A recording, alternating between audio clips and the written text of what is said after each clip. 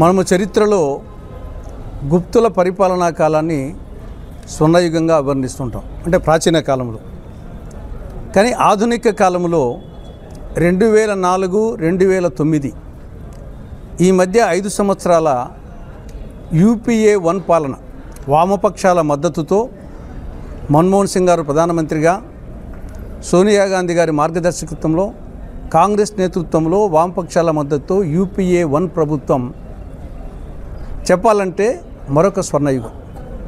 ఆ 5 ఏళ్ల పీరియడ్లో ఎన్నో విప్లవాత్మకమైనటువంటి చరిత్రాత్మక పథకాలను అమలు చేయడం జరిగింది. ఈ యొక్క సమాచార హక్కు చట్టం కానీ, విద్యా హక్కు చట్టం కానీ, గృహహింస నిరోధక చట్టం కానీ, తర్వాత ఆహార భద్రతా చట్టం, ఆ కోవలోనే మహాత్మా గాంధీ జాతీయ గ్రామీణ ఉపాధి హామీ చట్టం. ఇవన్నీ ఒక విధంగా చెప్పాలంటే ప్రపంచంలో ఈవెన్ సామ్యవాదం చెప్పుకునే దేశాల్లో కూడా ఇటువంటి పథకాలు లేకుండా అటువంటి పథకాలు అమలు చేయడం జరిగింది.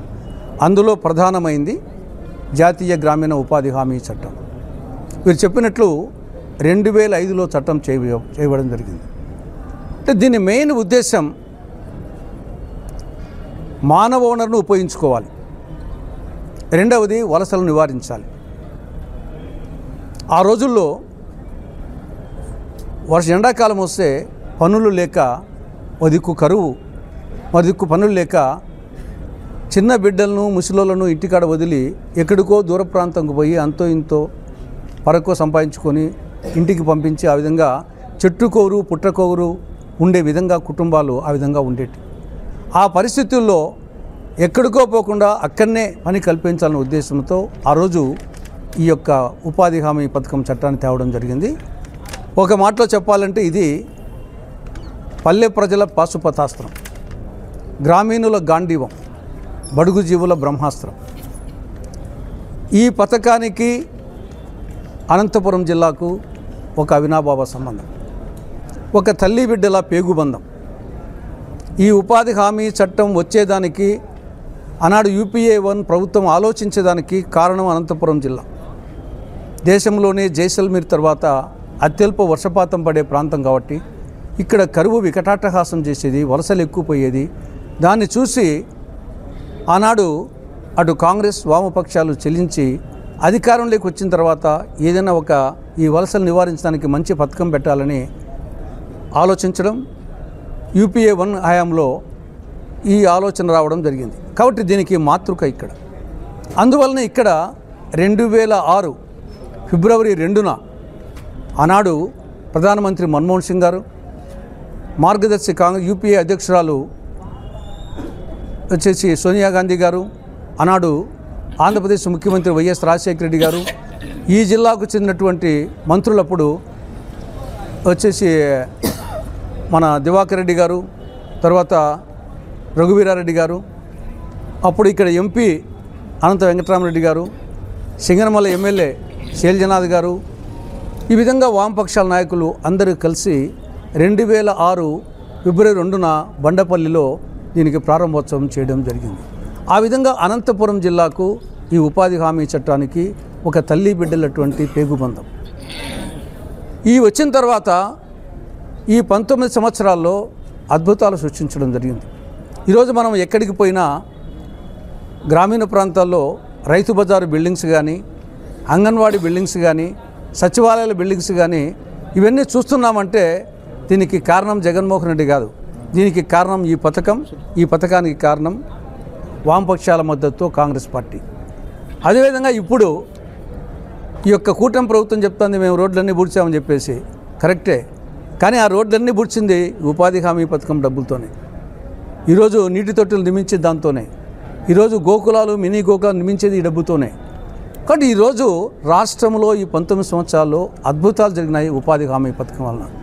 కానీ ఇటీవల కాలంలో మోడీ గారు ప్రభుత్వం వచ్చిన తర్వాత ఇది క్రమేణా బలహీనపడతా ఉంది. చట్టం ప్రకారము 100 రోజులు సంవత్సరానికి కుటుంబం కలిగించాలంటే పోయిన సంవత్సరము 52 రోజులే కలిగించారు. తర్వాత ఫస్ట్ ఎయిడ్ కానీ, అక్కడ మజ్జిగ కానీ, నీళ్లు కానీ తర్వాత ఇవ్వడం లేదు. బకాయిలే 2400 కోట్లు బకాయిలు ఉన్నాయి. 3 నెలలుగా ఇప్పటి వరకు కూలి డబ్బులు అకౌంట్లో వేయలేదు. కాబట్టి ఈ నేపథ్యంలో క్రమేణా దీన్ని వచ్చేసి బలహీనపరిచి దీన్ని లేకుండా చేయాలి, దీన్ని క్లోజ్ చేయాలనే ఉద్దేశంతో మోడీ ప్రభుత్వం ఉంది. కాబట్టి ప్రభుత్వం మీద ఒత్తిడి తెచ్చేదానికోసం, ప్రస్తుత సమస్యలు పరిష్కరించేదానికోసం ఈరోజు సిపిఐ ఆధ్వర్యంలో ఈ ఆంధ్రప్రదేశ్ వ్యవసాయ కార్మిక సంఘం ఆధ్వర్యంలో ఈ కార్యక్రమం జరుగుతూ ఉంది. కాబట్టి ఖచ్చితంగా ఇంతకుముందు వారు చెప్పినట్లు పని దినాలు ఇంతకుముందు 100 రోజులు పెట్టడం జరిగింది. దీన్ని కనీసం 200 రోజులు కానీ, గర్గే గారు చెప్పినట్టు కనీసం 150 రోజులున్న చేయాలి మినిమం. అదేవిధంగా కనీస వేతనం ప్రస్తుతం 307 నుండి వీరు చెప్పినట్లు 700కు లేదా కనీసం వచ్చేసి మీడియాగా చేయాలి. బకాయిలు 2400 కోట్లు బకాయిలు ఉన్నాయి, వెంటనే బకాయిలు ఇవ్వాలి. వేతనాలు 3 నెలల ముంటి లేదు, ఆ డబ్బులు వేయాలి. కాబట్టి దీనికి రాబో రోజుల్లో కేంద్ర రాష్ట్ర ప్రభుత్వాలు ఇతోధికంగా బడ్జెట్ కేటాయింపులు చేసి దీన్ని మరింత సమర్థవంతంగా అమలు చేయాలన్న ఒత్తిడి తెచ్చేదానికోసమే ఈరోజు ఈ సమావేశం ఏర్పాటు చేయడం జరిగింది. ఖచ్చితంగా కేంద్ర రాష్ట్ర ప్రభుత్వాలు ఈ కోణంలో ఆలోచించాలని డిమాండ్ చేస్తున్నాం. గత పర్యావరణంలో వచ్చినటువంటి మార్పుల వల్ల వర్షాలు లేక, ముఖ్యంగా గ్రామీణ ప్రాంతాల్లో పనులు లేక, వ్యవసాయ పనులు లేక వచ్చినటువంటి పరిస్థితుల్లో పొలాల్లో పనిచేస్తున్నటువంటి కూలీలకి పస్తులతోటి, ఆకలి చావులతోటి కాలం గడుపుతున్నటువంటి పనిలో వారికి పనులు కల్పించాలని చెప్పి దీర్ఘకాలంగా వామపక్ష పార్టీలు, ప్రజా సంఘాలు పనైనా చూపండి, తిండైనా పెట్టండి అనే పద్ధతుల్లో ఆందోళన కార్యక్రమాలు చేస్తే పనికి ఆహార పథకం ద్వారా దాదాపుగా దానికి అదృష్టంగా 2004లో వచ్చినటువంటి యూపీఏ ప్రభుత్వం ఒక కనీస ఉమ్మడి కార్యక్రమాన్ని రూపొందించి అందులో ప్రప్రదంగా గ్రామీణ ప్రాంతాల్లో ఉన్నటువంటి కష్టజీవులకి పని హక్కు కల్పించాలి రాజ్యాంగం ద్వారా వచ్చినటువంటి దాన్ని అనేటువంటి దృఢదీక్షతోటి జాతీయ గ్రామీణ హామీ పథకం అనేది ప్రవేశపెట్టడం అనేది జరిగింది.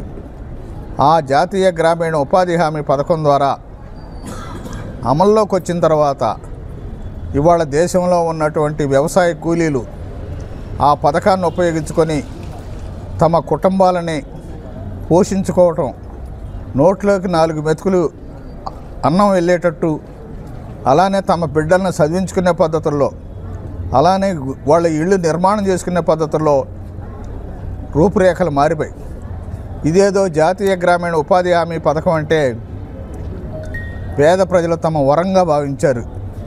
అంతేకాకుండా వారు స్వార్థం అంటే వారు బతకటం, తీర్థం, గ్రామీణ అభివృద్ధి చేసే పద్ధతుల్లో ఈ యొక్క పథకాన్ని దేశవ్యాప్తంగా ఉపయోగించేదాన్ని కష్టజీవులు ఉపయోగించుకునేటువంటి తరుణంలో కొంతమంది దీనికి వక్రభాషం చేసి దీన్ని నీరుగార్చాలని చెప్పి జరుగుతూ ఉంది.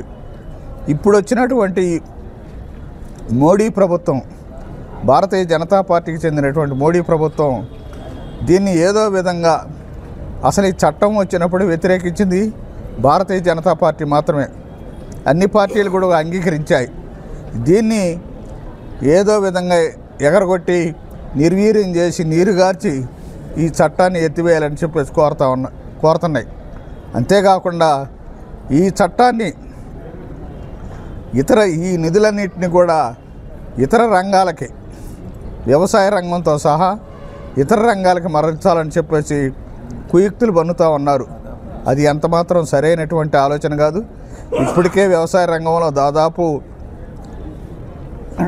76 రకాల పనులు చేయించుకుంటూ వస్తూ ఉన్నటువంటి పరిస్థితుల్లో దీన్ని పక్కాగా అమలు జరపాలని చెప్పేసి మేము కోరుతా ఉన్నాం.